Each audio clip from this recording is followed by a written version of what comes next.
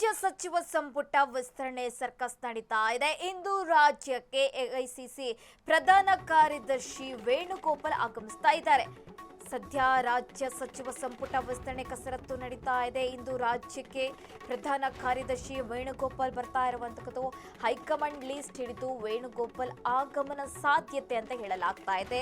High command ಅಂತಿಮ ಪಟ್ಟಿಯೊಂದಿಗೆ ವೇಣುಗೋಪಾಲ್ ಆಗಮನ ಆಗಲಿದೆ. ವೇಣುಗೋಪಾಲ್ ಬಂದ ತಕ್ಷಣ ಮಾಜಿ ಸಿಎಂ ಹರಿಪ್ರಸಾದ್ ಮೀಟಿಂಗ್ ಹಮ್ಮಿಕೊಳ್ಳಲಿದ್ದಾರೆ.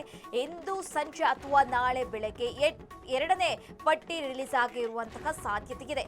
ಸೋಮವಾರ 4 ಗಂಟೆಗೆ ಲೋಕಭವನದಲ್ಲಿ ಸಚಿವರ ಪದಗ್ರಹಣ ನಡೆಯಲಿದೆ. ಪದಗ್ರಹಣ ಬಳಿಕ ಸಚಿವರೊಂದಿಗೆ ಕ್ಯಾಬಿನೆಟ್ ಮೀಟಿಂಗ್ ಸಾಧ್ಯತೆ ಇದೆ ಅಂತ ಕೂಡ ಹೇಳಲಾಗ್ತಾ ಇದೆ.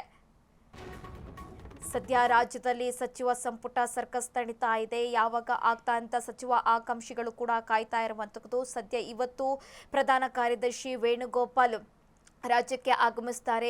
ಹೈಕಮಾಂಡ್ ನೀಡಿರುವಂತಹ ಫೈನಲ್ ಪಟ್ಟಿ ತೆಗೆದುಕೊಂಡು ಬರ್ತಾರೆ ಅಂತ ಕೂಡ ಹೇಳಲಾಗ್ತಾ ಇದೆ.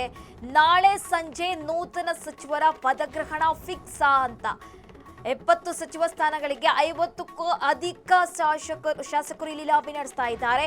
ಇರೋ 20 ಸಚಿವ ಸ್ಥಾನಗಳಲ್ಲಿ 18 ಮಾತ್ರ ಭರ್ತಿ ಸಾಧ್ಯತೆ. 60-40 ಅನುಪಾತದಲ್ಲಿ ಸಚಿವ ಸ್ಥಾನಗಳು ಹಂಚಿಕೆ ಆಗಿದೆಯಾ? 60% ಯುವಕರಿಗೆ, ಹೊಸ ಮುಖಗಳಿಗೆ ಮಣೆ ಹಾಕಲಾಗಿದೆಯಾ?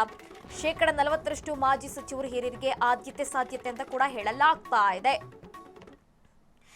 ರಾಜ್ಯದಲ್ಲಿ ಸದ್ಯ ಸಚಿವ ಸಂಪುಟ ಸರ್ಕಸ್ಸು ಸದ್ದು ನಡೀತಾ ಇರುವಂತದ್ದು. ಸದ್ಯ ಈಗ ಆಲ್ರೆಡಿ 1-2-3 ಹಂತದಲ್ಲೂ ಕೂಡ ಮೀಟಿಂಗ್ ಆಗಿದೆ. ಇವತ್ತು ಕೂಡ ಪ್ರಧಾನ ಕಾರ್ಯದರ್ಶಿ ವೇಣುಗೋಪಾಲ್ ರಾಜ್ಯಕ್ಕೆ ಆಗಮಿಸುವಂತಹ ಸಾಧ್ಯತೆ ಇದೆ. ಆಗಮಿಸಿದ್ರೆ ಫೈನಲ್ ಪಟ್ಟಿ ಹಿಡಿದು ಬರುವಂತಹ ಸಾಧ್ಯತೆ ಕೂಡ ಇರುವಂತದ್ದು.